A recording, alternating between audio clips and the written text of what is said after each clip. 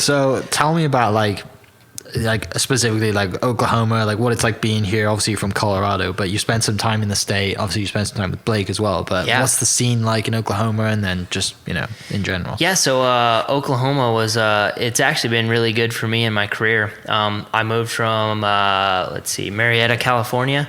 I was living there till 2015, and which is Motoland. yeah, I mean, that's the mecca. That's a headquarters for motocross, freestyle motocross. You meet all the biggest athletes in motocross there. The parts from his bike all come from there. And so, yeah, the main reason why I came out to Oklahoma was because all the riding spots were getting so hard to ride at in California. So I talked to Bartram. He said, man, you could just go to my place and ride whenever. So I was like, sweet. Who's been an Okie forever. Right. He was born and raised here, right?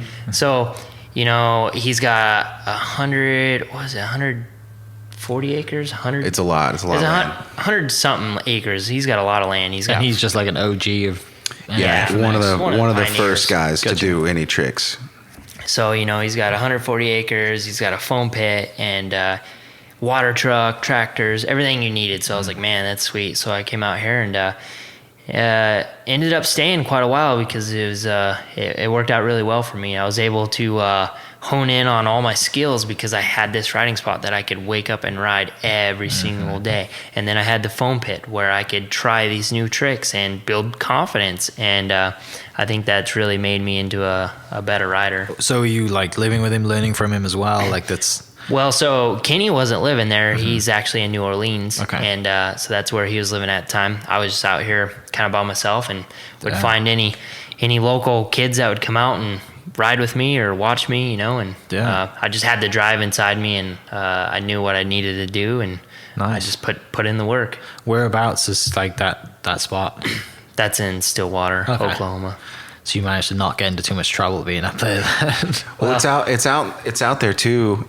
Kind of, I mean, you say Stillwater and you think college town, but it's like probably 30 minutes away from the actual town. It's 20 minutes outside of Stillwater. Nice.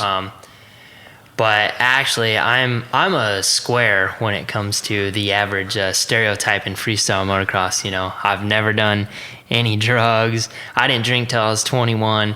And I don't really like to drink, so I don't drink very often. So it was actually really easy for me to stay out of trouble in a college town. Got you.